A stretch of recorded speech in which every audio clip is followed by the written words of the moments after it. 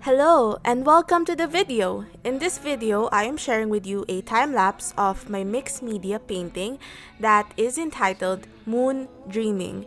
It is part of my series that I shared last week in my vlog. If you want to see that vlog, it's just up there in the cards. So okay, for this time-lapse, I chose a topic that is very close to my heart, and these are the things that I wish someone would have told me, or I wish I knew before entering art college in a university. I hope that as I share my stories and some of my insights, that for new students and for people who experience things like this, we could go back and reminisce, or you could go prepare yourself for a new adventure. First off is a disclaimer. Everyone will have their own experiences, and this is just my experience. All around the world, there are different types of art schools, and these are just a series of my stories and the things that I've experienced, and I hope that some of these could be helpful to you. And yeah, a bit of background about me is I have a bachelor's degree in fine art, majoring in painting, and I graduated last 2017 at a university here in the Philippines.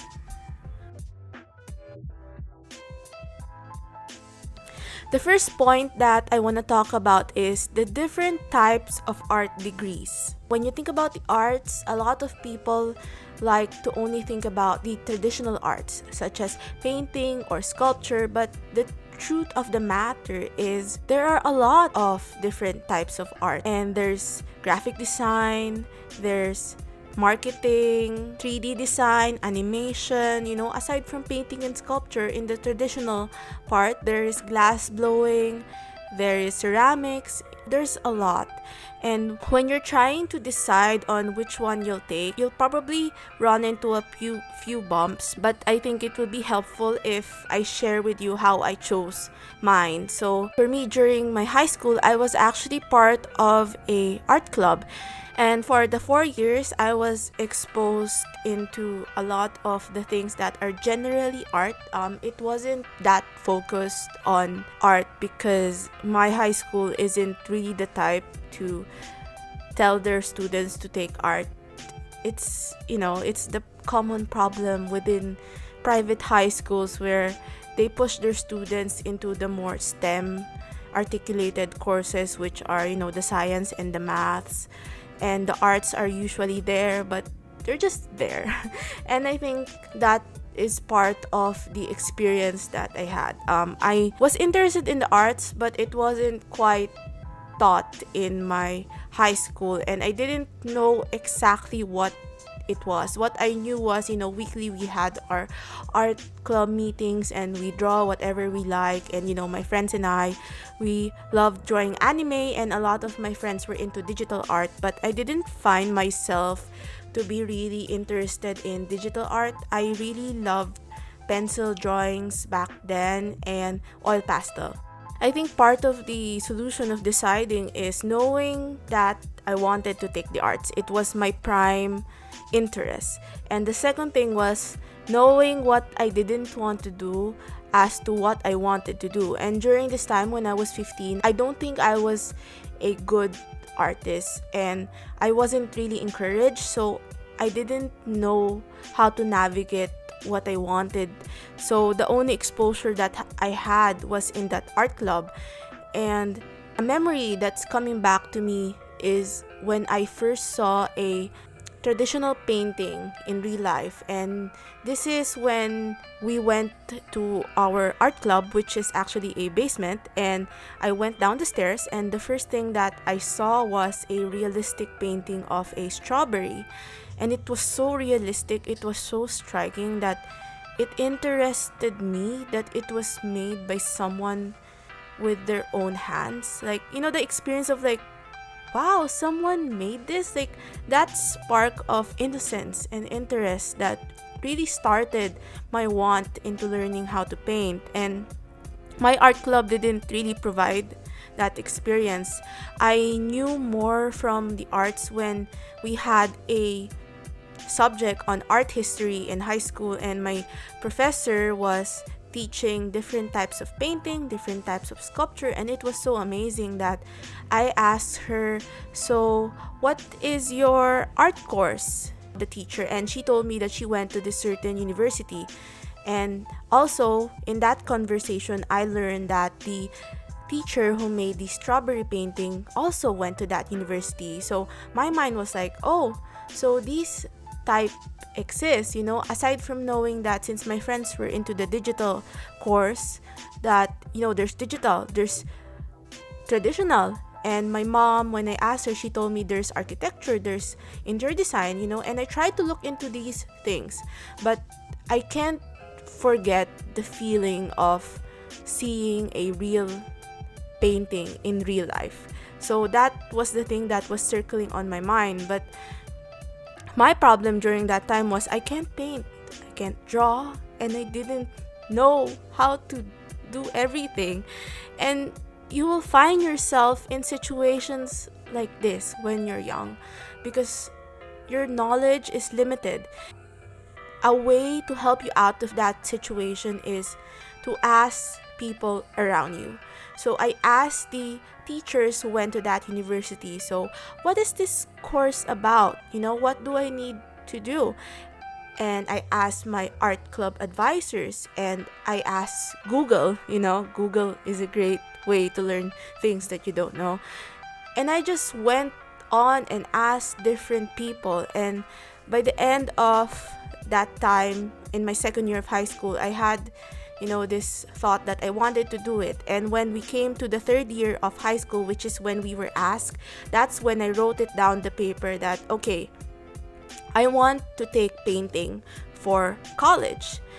And this is when it gets hard because finding something that you want to do is hard within itself, that some adults might not even know what they want. But finding about it and knowing that you don't know anything about it, it's so much harder. Okay, so we're going into the second point, and I'm entitling this second point Portfolio and the Art-Based Exam.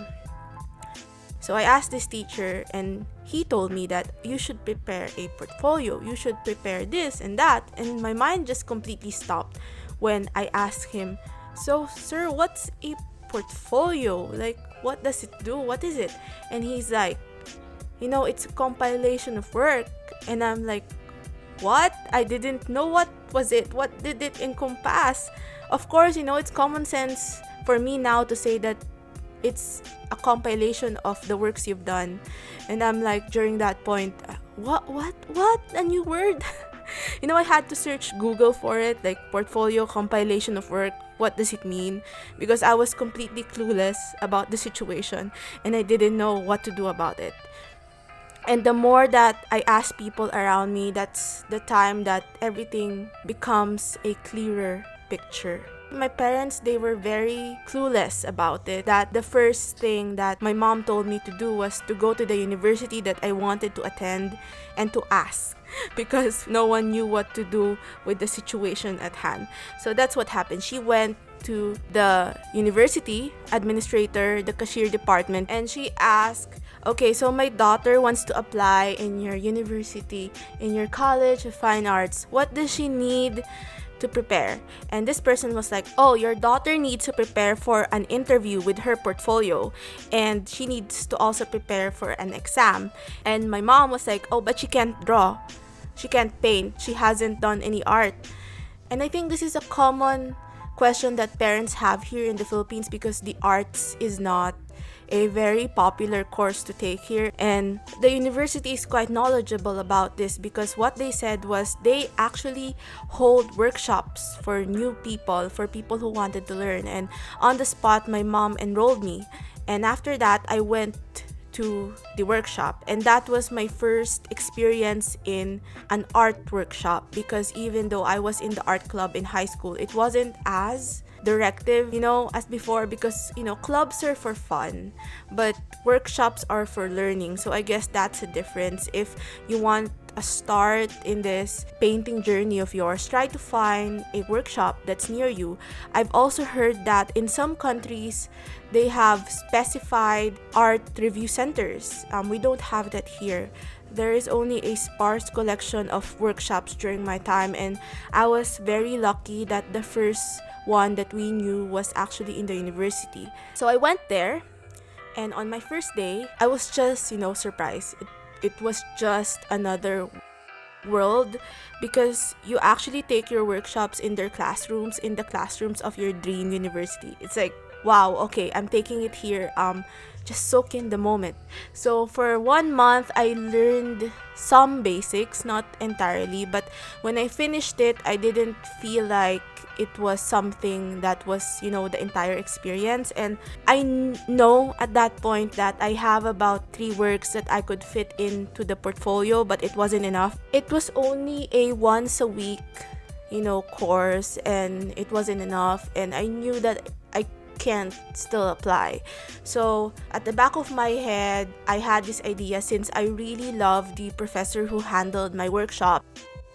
She actually shared with us her number, and I texted her one day asking her if she does private tutorials, because on top of my head, Facebook didn't really exist in that moment. You couldn't find a workshop at the corner of your house. No, it was 2012, 2010s. Facebook wasn't that big. And she replied that she was actually taking a sabbatical that year and she accepts students.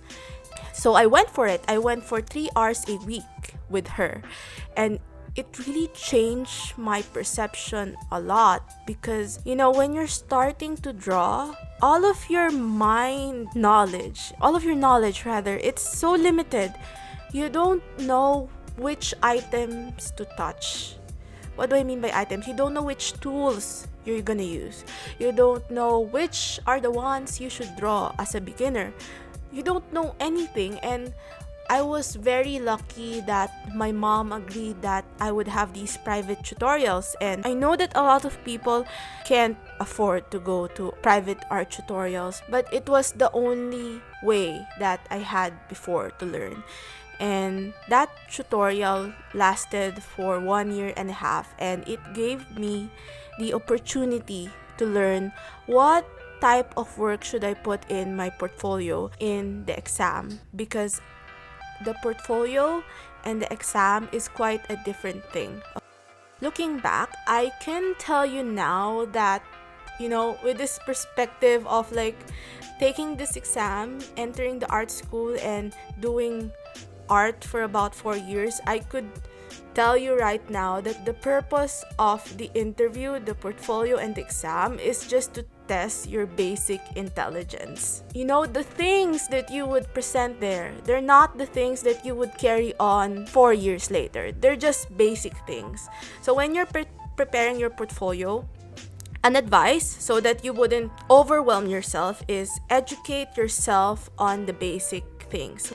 So what are the basic things? Basic things like learning how to sketch using the grid method, learning how to draw a simple portrait using the right tones and shades, and learning how to use certain materials like, oil pastel, watercolor, simple materials that you just need to do. You don't need to be quite extravagantly good, but you need to hone your basic skills, wherein where you take these exams, you're gonna show that you know how to do these things, because they want students who they won't need to babysit. And in the interview, what I did personally was I was very honest about it. I told the interviewer that I'm not an art track person, that I did this for 1.5 years, and these are my works. So my works back then were just, portraits, still lifes. They were basic things that were made with a lot of love, I would like to say.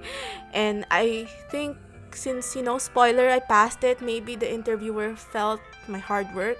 The next part is the exams. The art base exam is basically like the portfolio. They test your basic skills. Now, I know that in different parts of the world, there are different types of art base exams, but for mine, it's a series of fast based exam, testing what you know about handling direction and making something that is creative. So you're just given the series of an exam in the course of one day. The only thing that I want to tell you about this exam is don't be afraid, because once you're afraid, you're going to not draw your best. You need to relax and to know that whatever happens after this, you've done your best. And that's the thing that I've always been thinking about. Another pro tip in this that really helped me a lot, I think this was my saving grace, is that I was panicking 1 month before the exam. I was in and out the guidance counselor in my high school because I didn't know what to do. Even though I had my private lessons, even though my friends were supportive,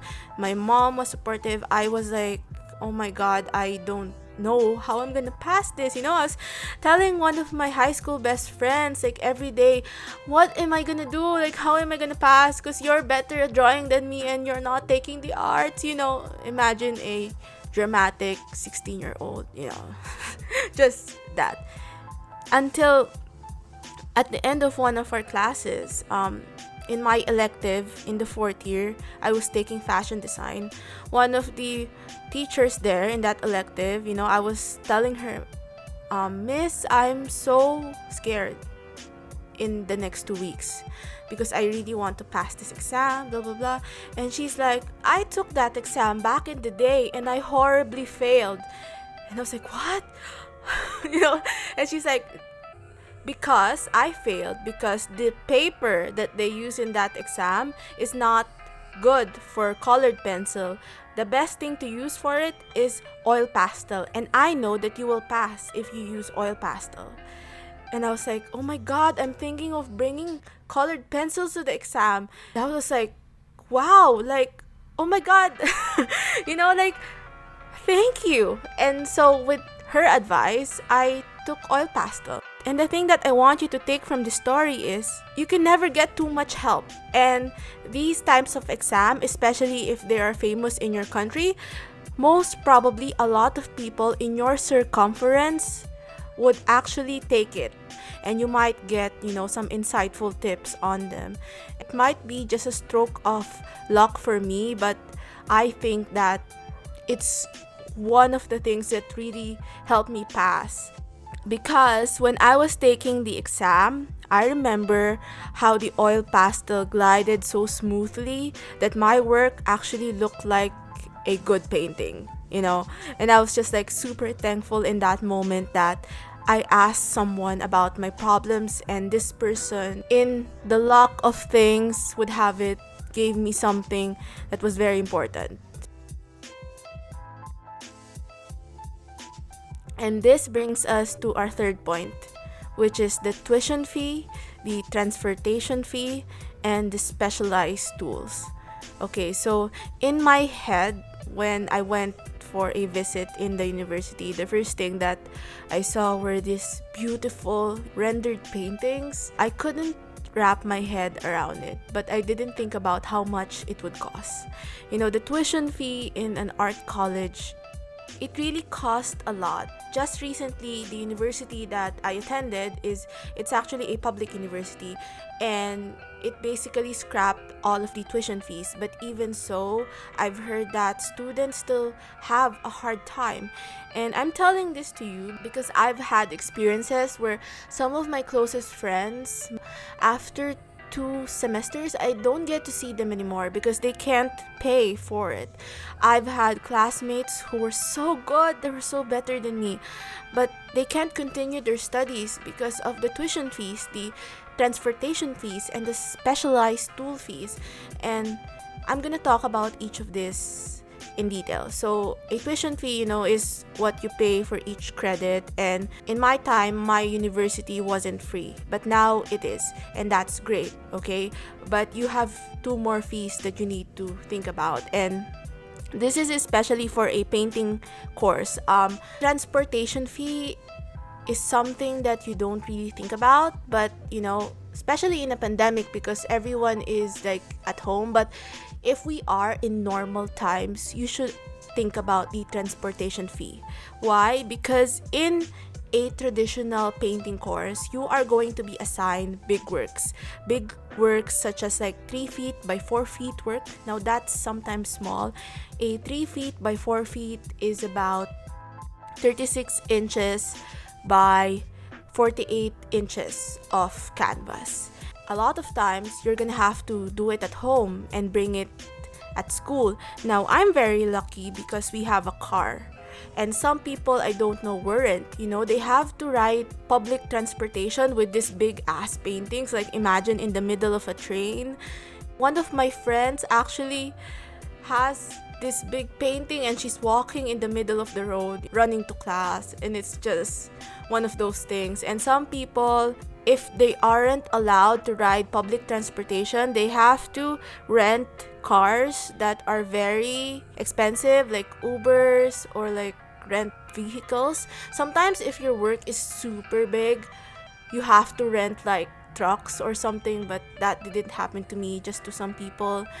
And I think to avoid this is, if you're going to university, double check if their studio has a viable workplace, because my college had it, but it wasn't that secure that some of the works were actually missing and some of your items would go missing. So I don't want to work there for a long time. And when I worked back in college, I would start at like 5 p.m. to 3 a.m. So I couldn't stay in the school for long.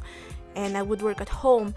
And when you're working at home, everything that you do at home should be brought to school, because you're gonna present that.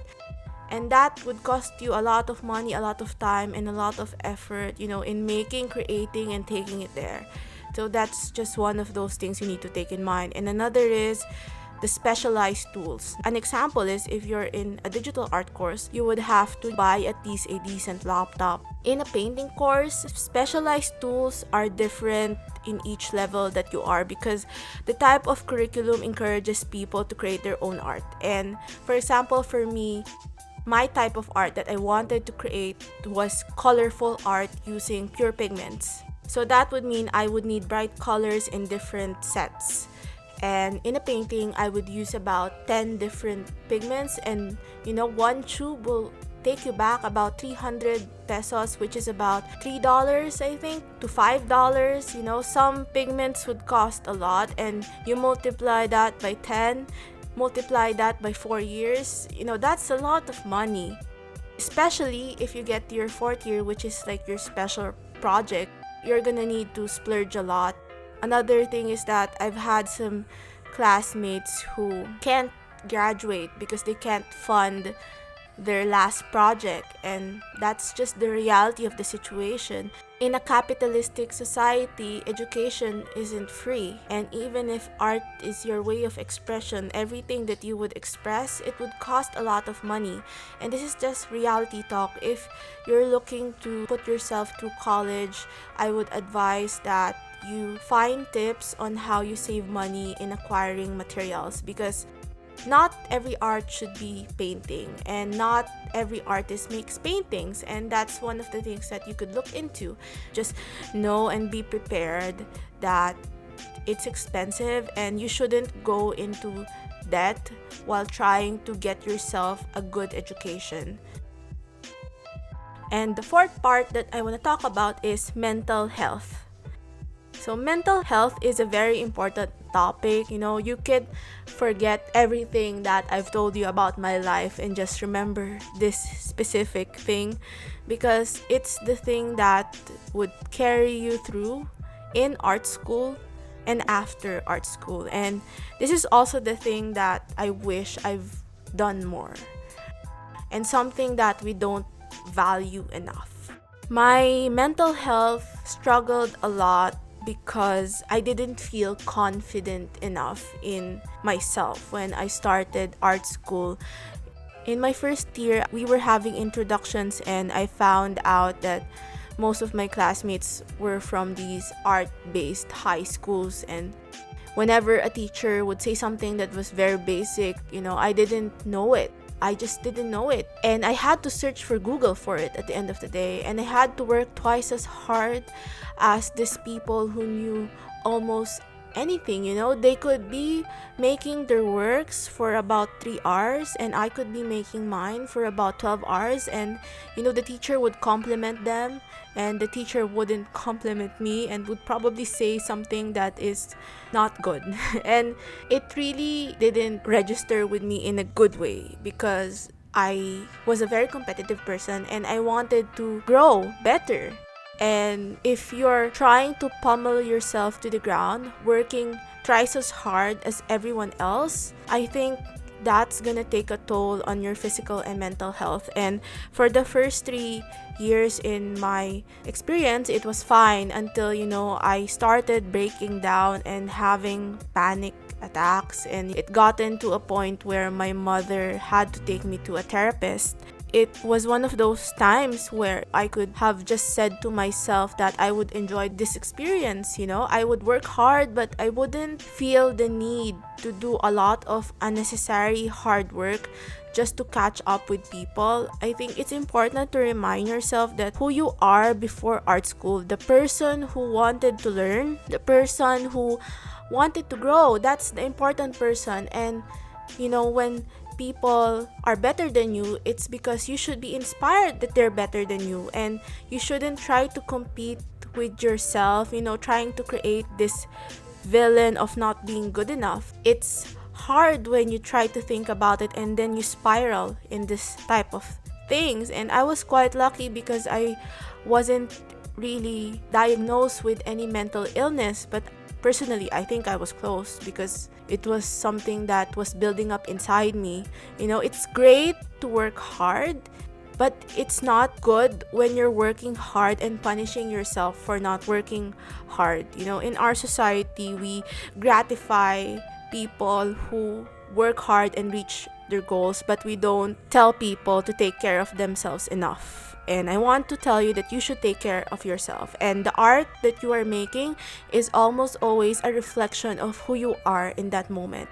And when I started going to therapy during my 3rd year, my art started changing. I started seeing this part of myself that was gone in the first 2 years because I was trying to catch up into this ideal that I wasn't good enough and I needed to be good enough. And the truth was, no matter what level you are good enough because you passed the exam and you're there, you're studying, and the only thing that you need to do and care about is to grow and have all of these professors, these resources in the university to help you become a better artist.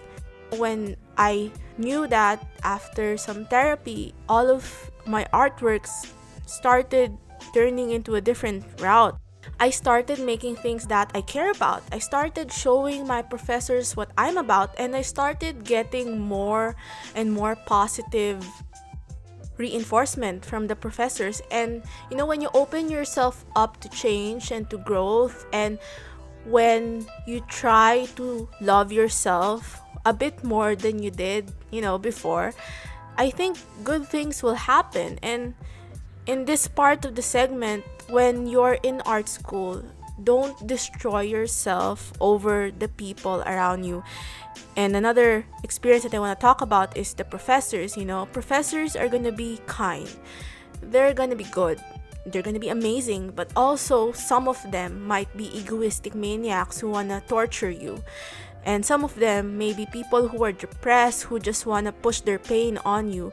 And these are the type of people that you will meet. Maybe, you're going to be lucky you're not going to meet at least one of these bad people. But if you are going to meet a professor that, can change your life in a traumatic way, your mental health is your first and foremost barrier from being hurt and having a traumatic experience about it. So, my experience about it is that, when I was in my 4th year, in my thesis, I was having a friction with my advisor, and it wasn't really something that, we fought about. It was just something that we weren't, I think, getting each other. And that resulted to me getting more panic attacks and, but throughout all of that, with the help of, a therapist, with the help of my parents, and a little bit more of, praying and meditation, I got through my thesis.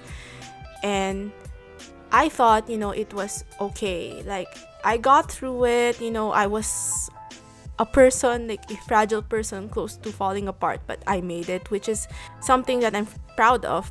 As I've said earlier, mental health is your barrier. In the moment that you're trying to create yourself from, falling apart, you're gonna be vulnerable. And a lot of people around you, if they hurt you, you're gonna fall like 100 pieces again. And this is not one of my cherished experience, but one of my experience that I didn't feel like I should have had.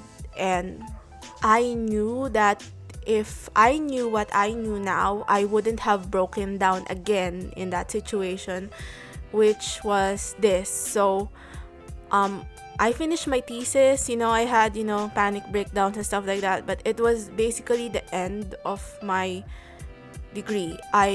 It was the day that we have this party, and we have installed all of our works across the college grounds, and we're just presenting them. And this presentation it's somehow a formality, but every one of us technically passed. And I finished my work. I installed it, and people come and they say that I did a great job, and everyone is happy, everyone is like taking pictures. My parents are there, everyone's parents are there, professors, they're drinking wine and beer.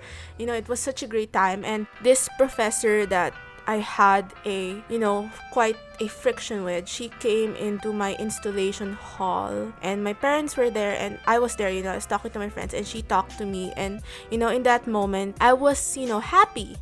And she told me that she is very disappointed in me in front of my parents. And during that time, I was just in the middle of trying to be happy again, because I wasn't.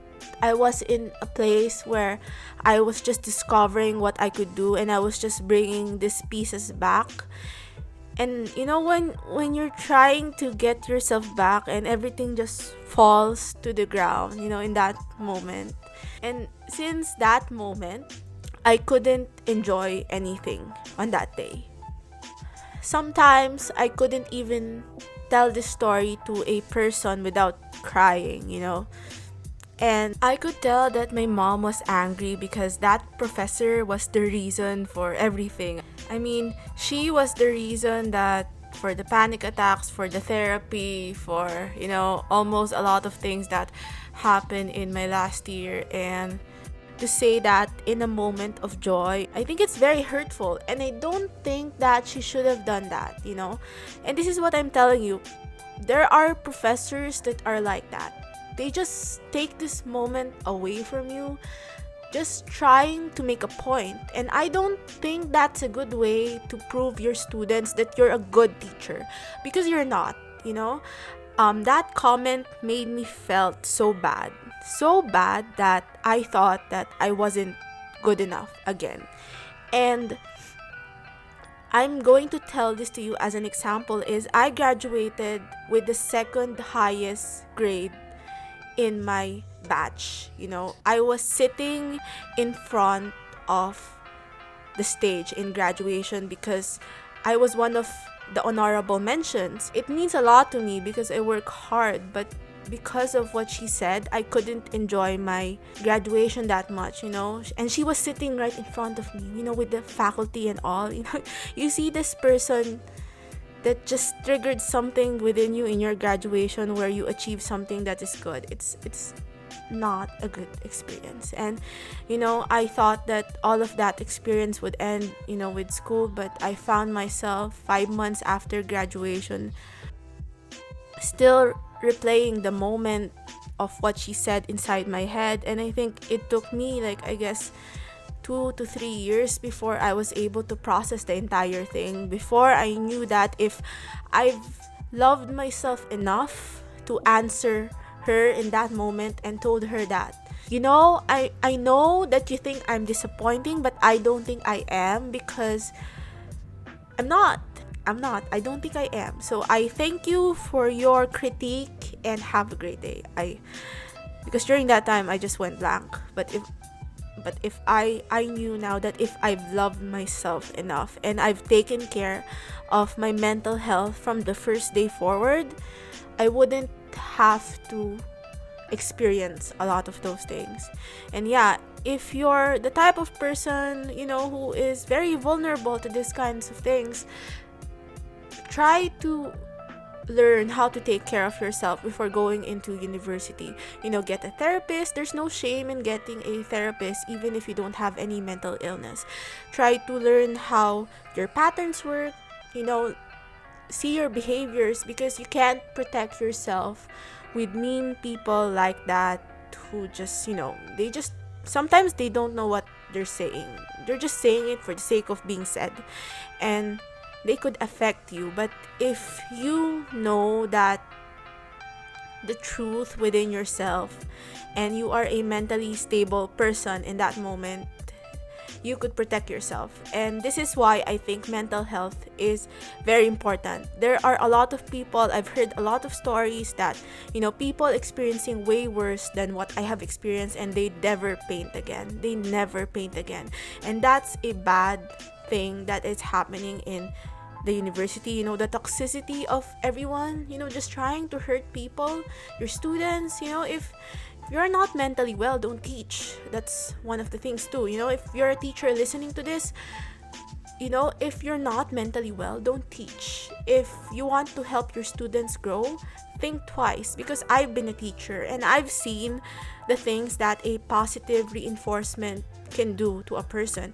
And I've seen a lot of ways wherein you could critique a person and make them a better person and not destroy them, okay?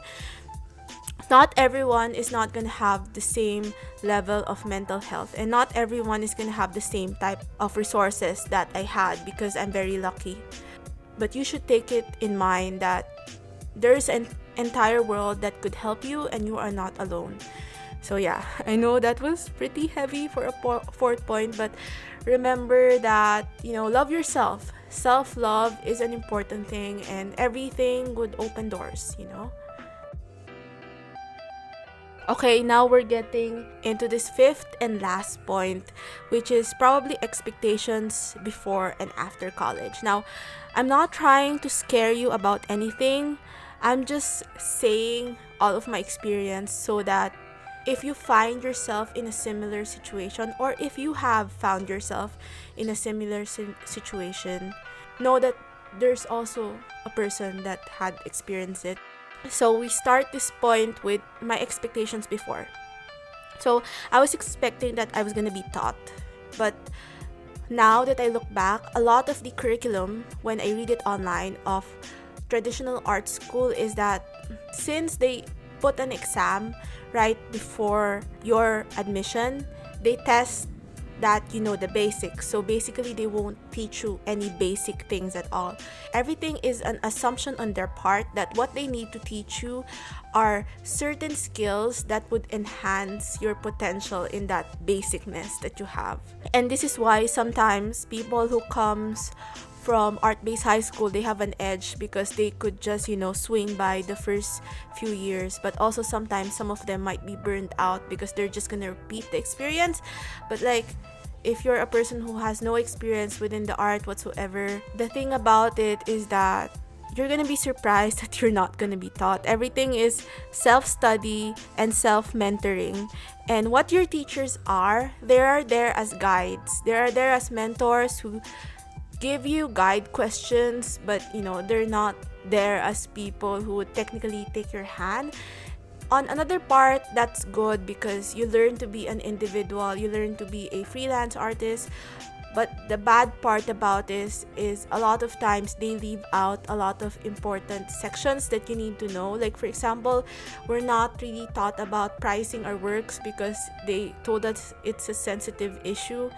But I think that the university should have at least, a gallerist comes in and explain it to young people, how do you price your works, They don't teach you technical stuff like that, but what they teach you are mostly how to think about art.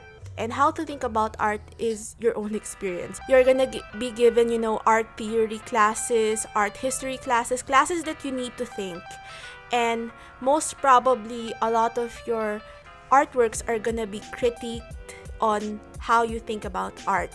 And what I think about that, sometimes it's good, sometimes it's bad. And it gets good when you get a teacher that is very free in giving education and knowledge and knowing what to say. But if you get a professor who they say is like tough love, trying to be mean and torturing everyone, like this one professor that I had, not the one in the other story, but another one, you're just gonna be scared and you're not gonna learn. But a way to navigate through that is try to understand what they want to teach. They want to teach you how to think about your art, and somehow, it's helpful, sometimes it's not, but just try to find ways to grow. One of the things that I find helpful is I made friends with a lot of people in my class, and whenever we have this professor who just wants to be mean, we would just, trade artworks with each other, and we would critique ourselves so that we'll know if there are parts that we think is bad and we could, readjust it, and we would help each other out because, you have your friends, and when you have people around you, like a community, that's an experience that an art school can give you. It's the invaluable experience of being with this group of like-minded people who do the same stuff as you, who experience the same experience as you, and probably it's scary, but one of the most important lessons that I've learned in art school that, I'm willing to try to just scrap off my bad memory is I've learned how to talk about my art and how to write about it without depending on a writer or a gallery trying to describe my work. If a person comes up to me, I could explain my work and I could write about it. And that's an invaluable skill because a lot of people struggle through that. And you will learn that. You will be forced to learn that in an art degree because you will be presenting your works on a weekly basis. It's not that scary if you do it for the entire 4 years, but it's a learning process, and it's a great way to expose yourself to how to think objectively about other people's art and how to think about your own process, and to share it, because it's such an amazing thing to talk about your own art, to listen to a lot of people talk about theirs, and to exchange ideas. And that's the beauty of trying to create a process, trying to live your life. Another end of this point is the experience after college. So after college, you're gonna have like a free hand. Like you're given all of these skills, and basically an art degree is what you make of it. I have a lot of friends who don't paint anymore, and that's fine. There's no shame in doing that or taking another course. I have friends who have taken other jobs. I have friends like me who are freelance artists because we love what we do, and that's fine. An art college is just 4 years of your life, and you could learn a lot, you could grow yourself, you could make yourself miserable. I don't know what you want to do with it, but after that, everything is in your hands. Even for me, even if it was quite a traumatic end for me mentally, I was able to turn it around because I really love what I do, and I've met amazing people who lift me up. Some of my friends invite me to have group shows with them, and we have a lot of fun. And some of my professors comes to my show, and they give you a hug and they tell you you're doing great, and you create all of these connections. That's something that you won't have if you study art on your own. But with any experience, you give things in order to gain new insights, and it's up to you if you're willing to take up the challenge. As this time lapse ends and my work is getting finished, this video also ends. So that's the video. I know I've shared a lot of things. Probably this video would be long. I hope that I was able to share with you my experience in the best way that I can. Some stories in this video is very personal. I didn't tell you which university I went to because, just to keep it anonymous. But if you know me, if you're my classmate listening to this, hi. You know what I'm talking about. And if you have your experiences with art school, you can write them down below. If you have any advice for people who are just taking them, go ahead and write them down below.